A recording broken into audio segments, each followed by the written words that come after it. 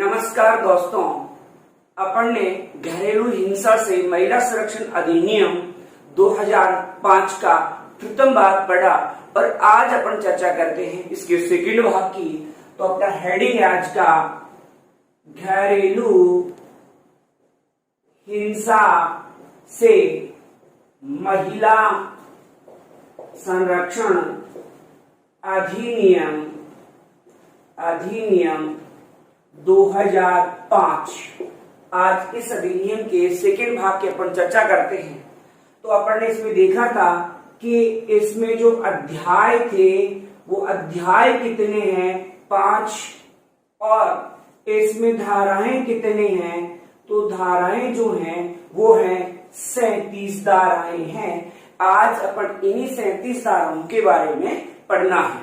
तो देखिए, सबसे पहले है धारा नंबर 1 की बात करते हैं। धारा नंबर 1 में क्या है, देखो धारा नंबर जो 1 है उसमें इस अधिनियम के बारे में, घरेलू हिंसा से महिला संरक्षण अधिनियम 2005 के बारे में प्रारंभिक उल्लेख है।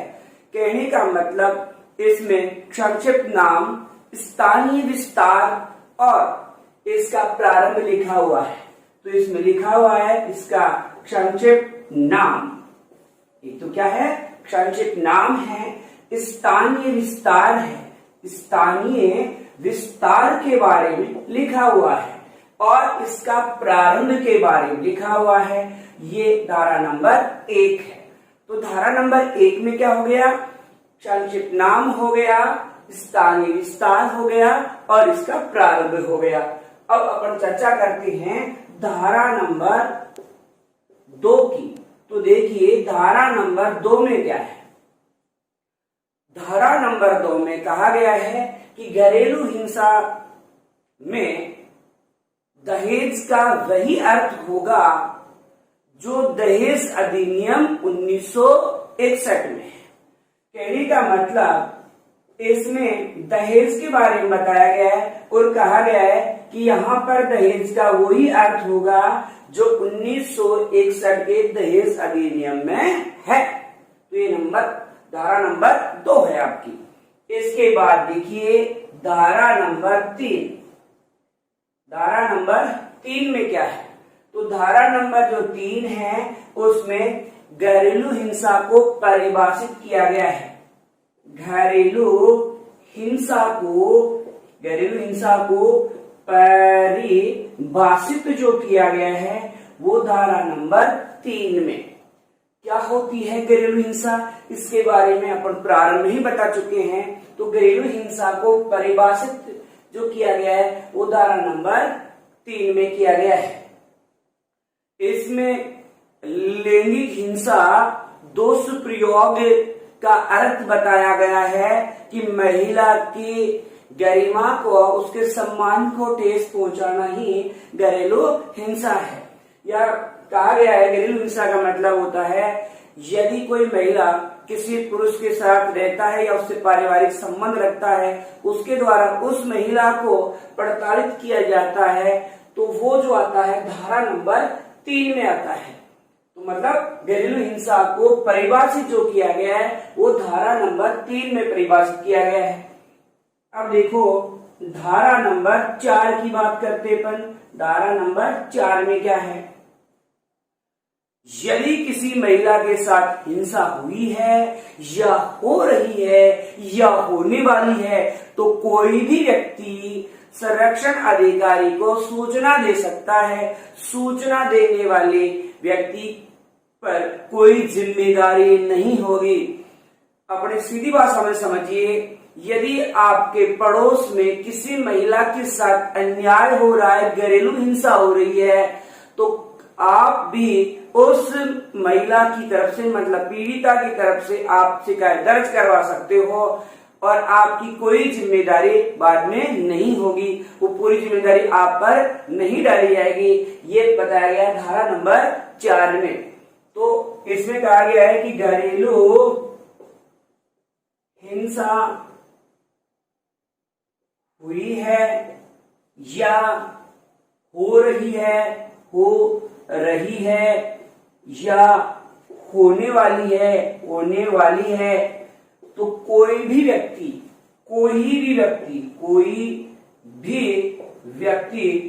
व्यक्ति इसकी सूचना संरक्षण अधिकारी को दे सकता है। यहाँ संरक्षण अधिकारी आप पुलिस थाना भी मान सकते हो, या अलग से अधिकारी नियुक्त किया जाता है वो हो सकता है, या मजिस्ट्रेट वगैरह कोई भी हो जिनको आप सूचना दे सकते हो। और आपकी जिम्मेदारी क्या होगी भाई? आपकी जिम्मेदारी तो नहीं होगी, कोई जिम्मेदारी नहीं है, केवल और केवल आप उसकी सूचना दे सकते हो। आप पर कोई पाबंदी नहीं होगी, फिर आपको किसी प्रकार से परेशानी नहीं होगी। देखो, पीड़िता के लिए सबसे पहला जो बिंदु माना गया है वो ये माना गया है कि संरक्षण जो अधिकारी है, संरक्षण अधिकारी, उससे संपर्क ही पहला बिंदु माना गया है। पीड़िता के लिए संरक्षण अधिकारी से संपर्क करना ही पहला बिंदु माना गया है। तो यहाँ अपन ने 4 धाराओं के बारे में भी पढ़ा है। तो यहाँ पर देखा 1 नंबर में क्या है, तो 1 नंबर में संक्षिप्त नाम, स्थानीय विस्तार और प्रारंभ है। धारा नंबर 2 में कहा गया है कि यहाँ दहेज का वही अर्थ होगा जो 1961 के अधिनियम में है। धारा नंबर जो 3 है उसमें घरेलू हिंसा को परिभाषित किया गया है। फिर देखिए धारा नंबर 4 है, उसमें कहा गया कि घरेलू हिंसा हुई है, हो रही है या होने वाली है तो कोई भी व्यक्ति इसकी सूचना दे सकता है। मतलब आप पड़ोसी के घर को बिखराने में मदद कर सकते हो। अगर छोटी मोटी बात हुई है तो आप जाकर के आप क्या कर सकते हो, शिकायत कर सकते हो। तो मैं कह सकता हूँ कि धारा 4 में कोई यार भी शिकायत कर सकता है, कोई भी शिकायत कर सकता है। किसमें? धारा नंबर 4 में। तो यहाँ ये 4 धाराएं फिलहाल अपन ने पढ़ी है, अब अपन आगे चर्चा करते हैं। तो फिर से दोहराइए, धारा 1 में क्या है बोला, प्रारंभिक नाम वगैरह है और संक्षिप्त नाम है, स्थानीय विस्तार है। तो धारा नंबर 2 बोला 2 में दहेज है, और 3 में बोला घरेलू हिंसा की परिभाषा, और बोला 4 में तो बोला यार की बात है, कोई भी यार शिकायत कर सकता है। देखो इन धाराओं को ज्यादा आपको रटने की जरूरत नहीं है, एकदम शॉर्टकट में याद रखिए। बोला धारा नंबर 1 है, इसमें इसका नाम है, चाहे संक्षिप्त नाम हो, विस्तार हो वगैरह, इसमें 1 में है। और 2 में बोला दहेज के बारे में है। भाई रट्टा मत मारो, बस इतना याद रखो कि 2 में दहेज के बारे में बताया गया है। 3 में बोला परिभाषा बताई गई है, परिभाषा। अब ये परिभाषा किसकी बताई गई है, तो घरेलू हिंसा की परिभाषा बताई गई है। कौन सी हिंसा की? घरेलू हिंसा की परिभाषा बताई गई है यहाँ पर, ठीक है। और 4 में बोला कोई भी यार शिकायत कर सकता है। किसका यार? सब समझते हो, किसी का भी हो यार, वो क्या कर सकता है, इसमें शिकायत जाकर के कर सकता है। तो ये धारा नंबर 4 तक की अपन ने चर्चा कर ली। अब आगे की चर्चा अपन करते हैं।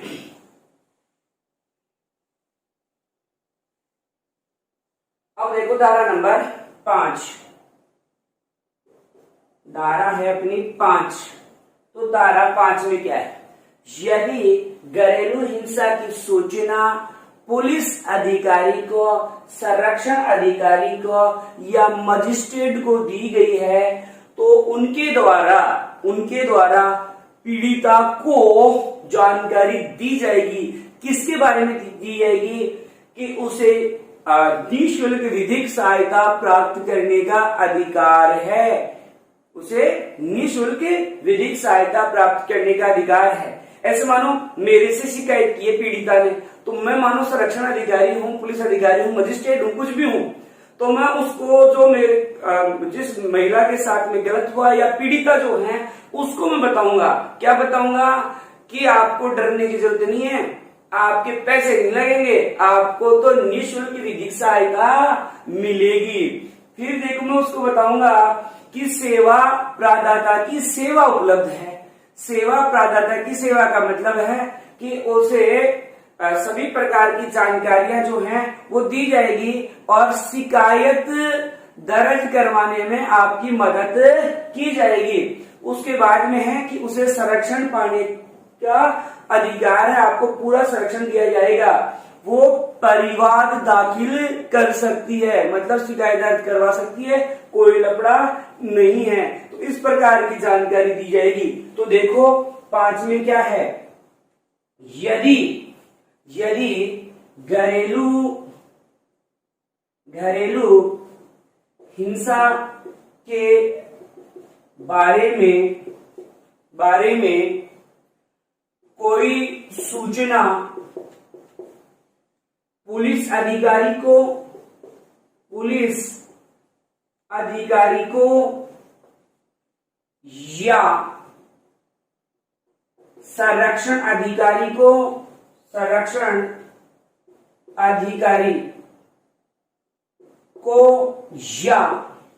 या मजिस्ट्रेट को दी गई है तो वह का मतलब ये अधिकारी वह पीड़िता को जानकारी देंगे। अब देखो किसके बारे में जानकारी देंगे, मतलब शिकायत दर्ज करवा दी धारा 5 में, तो पुलिस अधिकारी अब पीड़िता को क्या बता रहे हैं, देखो 1 नंबर पे बता रहे हैं कि उसे संरक्षण पाने का अधिकार है। उसे बताएंगे कि आपको डरने की जरूरत नहीं है, आपको पूर्ण रूप से संरक्षण प्रदान किया जाएगा। फिर उसे बताएंगे कि सेवा प्रदाता की सेवा उपलब्धता के बारे में बताएंगे। सेवा प्रदाता मतलब ये रिपोर्ट दर्ज करवाने में मदद करती है। क्या करती है, रिपोर्ट दर्ज करवाने में मदद करने वाली एक संस्था है ये। उसके बाद में है कि मुफ्त विधिक सहायता पाने का अधिकार है आपको, मुफ्त विधिक सहायता पाने का अधिकार है आपको, ये बताएंगे इसी धारा नंबर 5 में। और देखो उसके बाद में है कि परिवाद दर्ज कराने का अधिकार है। परिवाद का मतलब है शिकायत दर्ज कराने का अधिकार है। तो ये किसमें बताया गया है, धारा 5 में बताया गया है।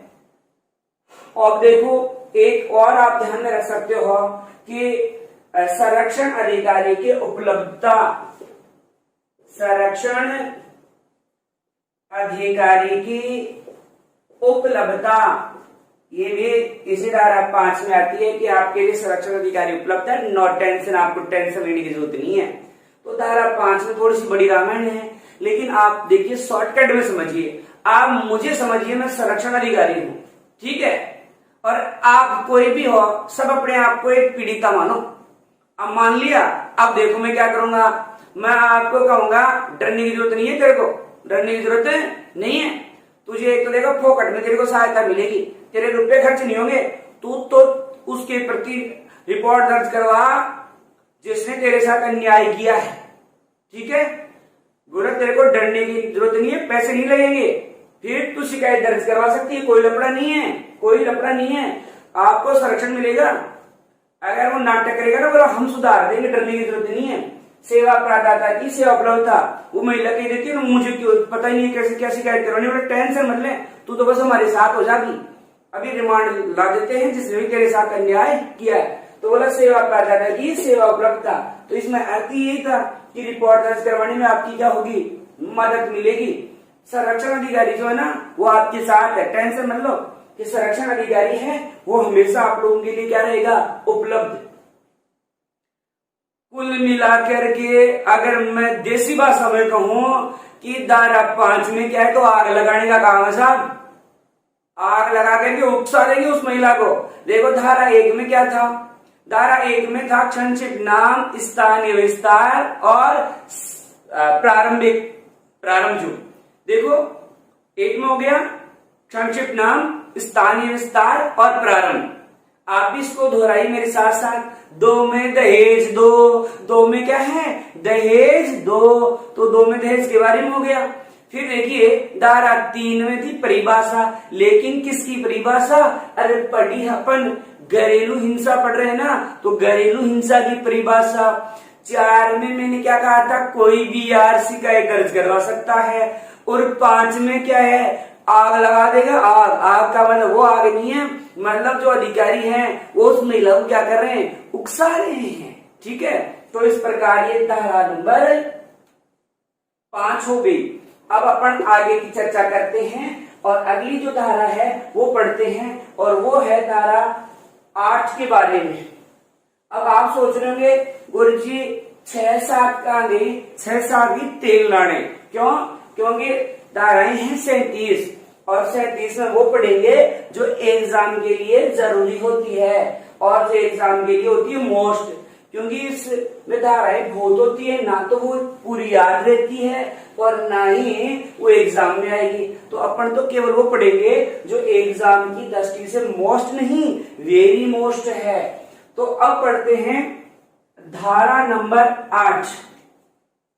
तो धारा नंबर 8 में क्या है, संरक्षण अधिकारी के नियुक्ति का उल्लेख है।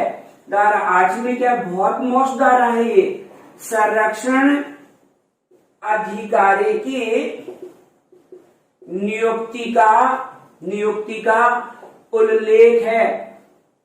संरक्षण अधिकारी के नियुक्ति का उल्लेख है। याद करो मैंने प्रथम बार बताया था कि संरक्षण अधिकारी की नियुक्ति कौन करेगा, तो राज्य सरकार द्वारा की जाएगी। फिर कहाँ नियुक्ति की जाएगी, तो प्रत्येक जिले में की जाएगी, प्रत्येक जिले में। अब प्रत्येक जिले में कितने होंगे, तो याद करो मैंने क्या कहा था, आवश्यकता अनुसार होगी। कहने का मतलब कितनी आवश्यकता है, उसी आवश्यकता के अनुसार जो है वो संरक्षण अधिकारी होंगे। तो ये हो गई धारा नंबर 8। अब है धारा नंबर 14 के बारे में। धारा नंबर 14 देखो, इस धारा नंबर 14 में क्या है, परामर्शदाता से परामर्श उपलब्धता के बारे में है। परामर्शदाता से परामर्श मतलब उस महिला को विभिन्न प्रकार की सलाह उपलब्ध जो करवाने के बाद है, परामर्श देने की जो बात कही गई है वो धारा 14 में की गई है। ठीक है, तो धारा 14 में क्या है, परामर्श के बारे में, या अपनी सीधी भाषा बोलो ना, धारा 14 में क्या है, सब सलाह देंगे, सलाह के बारे में बताया गया उसको क्या क्या सलाह देंगे। ये है धारा 14। इसके बाद में देखिए धारा नंबर 16। धारा नंबर 16 में क्या है, तो धारा नंबर जो 16 है इसमें कार्यवाही बंद कमरे में, कार्यवाही बंद कमरे में करने की बात कही गई है। मतलब ऐसे नहीं कि साथ सार्वजनिक बैठा करके कार्रवाई की जा रही है, ताकि उस महिला की जो बातें हैं वो गुप्त रहे, सार्वजनिक नहीं हो, इसलिए बंद कमरा। देखो आपको दिख रहा है ये 16, ये कमरा ही तो है भाई, इधर नीचे ये कमरा ही है, यहाँ इसमें बंद कर दो। अरे मैं ऐसे लिख देता हूँ इसको, ये 6, इसमें ये पीड़ित महिला रही, ठीक है, ये पीड़ित महिला डॉन है भाई, पीड़ित महिला, ये बेचारा दोषी व्यक्ति रहा, और ये यहाँ पर संरक्षण अधिकारी बैठा है। ठीक है, तो ये 6 है ना, 6, 16 मतलब ये, तो इसमें क्या है, पीड़ित महिला है। तो इस प्रकार से पीड़ित महिला वगैरह जो है उसको जो कार्रवाई वगैरह की जाएगी वो बंद कमरे में होगी। तो बंद कमरे में होगी कार्रवाई, ये है 16। तो यहाँ धारा नंबर 16 तक पढ़ा पढ़ने। तो धारा 8 में था संरक्षण अधिकारी की नियुक्ति का उल्लेख। फिर कौन करेगा, राज्य सरकार। कहाँ करेगी, प्रत्येक जिले में, और कितने करेगी, आवश्यकता अनुसार। किस जिले में कितनों की आवश्यकता होगी उसी अनुसार। धारा नंबर 14 में परामर्शदाता से परामर्श उपलब्ध करवाना, परामर्शदाता से परामर्श उपलब्ध कराना मतलब सलाह देने वाले से सलाह उपलब्ध करवाना। धारा 16 जो है इसमें क्या है, तो कार्यवाही बंद कमरे में किए जाने का उल्लेख है। ये धारा 8 से देखा अपन ने, एक बार फिर से देखिए। धारा 1 में क्या था? संक्षेप, नाम, विस्तार, विस्तार और प्रारंभ। 2 में दहेज, 3 में परिभाषा, 4 में यार मतलब वो सूचना देने वाला, 5 में अधिकारी क्या कर रहे हैं उस महिला को और बेकार है, बोला तेरे पैसे नहीं लगेंगे, तेरे को टेंशन नहीं लेना है। फिर 8 में है संरक्षण अधिकारी की नियुक्ति। और फिर अपन ने 14 में देखा तो क्या था? सलाह। 16 में बंद कमरा। तो आ जाइए अब धारा 17। अपन यहां चर्चा करते हैं धारा 17 की। तो देखो धारा 17 में क्या है? पीड़िता को साझी गृहस्थी में रहने का अधिकार। पीड़िता को साझी गृहस्थी में रहने का अधिकार।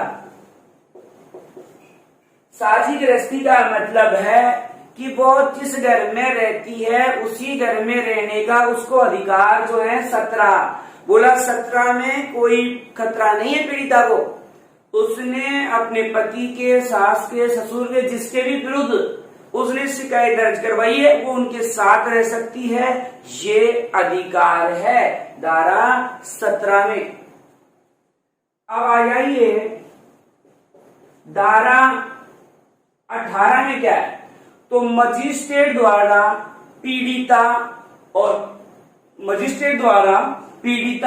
और प्रत्यार्थी को एक बार सुनने के पश्चात उन्हें ये लगे कि हिंसा हुई है या हो रही है या होने वाली है तो उस महिला को संरक्षण पाने का अधिकार दे सकता है।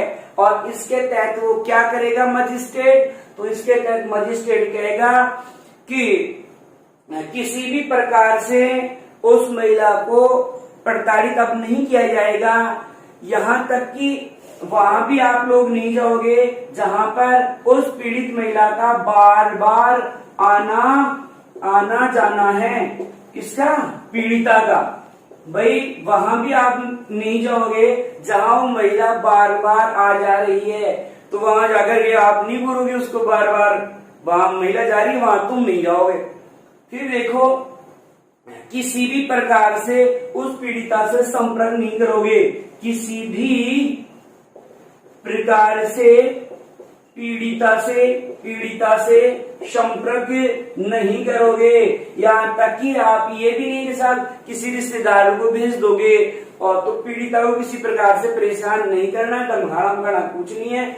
मैं यहाँ शॉर्टकट कह सकता हूँ कि मैं संरक्षण अधिकारी हूँ और मुझे ये लग गया ना कि महिला के साथ क्या हुआ है, अन्याय हुआ है, तो मैं क्या कर सकता हूँ? संरक्षण का आदेश दे सकता हूँ। संरक्षण का आदेश मैं क्या दे सकता हूँ? संरक्षण का आदेश क्या दूंगा कि व्यथित नहीं बोलेंगे, प्राध्यार्थी व्यक्ति मतलब दोषी व्यक्ति वहां नहीं जाएगा जहां पीड़िता बार बार जाती है। पीड़िता से किसी प्रकार का संपर्क स्थापित नहीं करेंगे। और एक है घरेलू हिंसा के कार्य करने में सहायता या दुष्पारित करने पर भी रोक है। एक है इसमें घरेलू हिंसा के कार्यों को करने में सहायता या दुष्प्रेरित करने पर रोक है। कहने का मतलब यह है कि उस पीड़िता महिला है उस पर घरेलू हिंसा कोई कर रहा है तो उस करने वाले व्यक्ति की कोई सहायता नहीं करेगा और ना ही उसे दुष्प्रेरित करेगा, उसे छड़ाएगा ज्यादा मारधाड़ करने के लिए। तो ये धारा जो है आपकी 18 है। दोबारा समझिए, 17 में है साझी गृहस्थी साथ रह सकती है, 18 में है कि संरक्षण पाने का अधिकार उसको जो दिया गया है वो ये है कि अगर घरेलू हिंसा हुई है ऐसा मजिस्ट्रेट को लगे या हो रही है तो महिला को क्या दे सकता है, संरक्षण का अधिकार दे सकता है, मतलब आदेश देगा उसको संरक्षण का कि आपको संरक्षण किया जाता है। उस दोषी व्यक्ति को कहेगा कि तू वहां नहीं जाएगा जहां पीड़िता बार बार जाती है। फिर कहेगा भाई तू किसी प्रकार से पीड़िता से संपर्क स्थापित नहीं करेगा। फिर कहेंगे कि कोई इसकी सहायता नहीं करेगा, किसकी, जो दोषी व्यक्ति है उसकी, कि कहीं तुम सारे मिलकर किसको पीड़िता को ठोको तो सहायता नहीं करोगे। तो इस प्रकार ये घरेलू हिंसा की धारा अपन ने 18 पढ़ी है। तो यहाँ आगे की चर्चा अपन करते हैं। इससे पहले मैं फिर से पूरी धाराओं को आपको बताना चाहूंगा, क्योंकि धारा बहुत मोस्ट है। यहाँ देखो, रट्टा मत मारो। धारा 1 में क्या है जी, संक्षिप्त नाम वगैरह, केवल नाम याद रख लो, इतना ही खूब है। 2 में दहेज दो, 2 में दहेज दो। 3 में घरेलू हिंसा की परिभाषा। फिर मैंने 4 में क्या बताया जी, यार बताया। तो यारगार क्या लगाना है, कोई भी संरक्षण अधिकारी को सूचना दे सकता है कि महिला के साथ अन्याय हो रहा है। 5 में क्या था, तो 5 में है कि जो पुलिस अधिकारी वगैरह हैं वो उस महिला को बता रहे हैं, पुलिस अधिकारी, कि तुझे डरने की जरूरत नहीं है, हम आपके साथ हैं। और 8 जो है उसमें था संरक्षण अधिकारी के नियुक्ति। 8 में क्या था दोस्तों, संरक्षण अधिकारी की नियुक्ति, संरक्षण अधिकारी की नियुक्ति के बारे में है। और 14 में थी परामर्श या क्या बोलो आप, सलाह लेने का अधिकार। फिर 16 जो थी उसमें क्या था, बंद कमरा, बंद कमरे में क्या देंगे, सूचना। और उसके बाद देखो अपन ने 17 पढ़ा, तो 17 में क्या था, साझी गृहस्थी, साझी गृहस्थी के बारे में बताया गया था।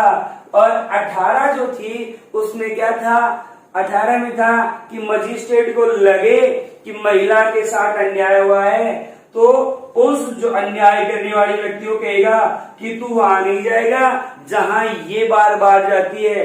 इसके अलावा कहेगा तू किसी प्रकार से संपर्क स्थापित नहीं करेगा, और कहेगा कि किसी प्रकार का दुष्प्रेरित या घरेलू हिंसा करने में मदद नहीं की जाएगी। तो इस प्रकार ये आपने धाराएं जो पढ़ी है, 18 अपनी धाराएं पढ़ ली है।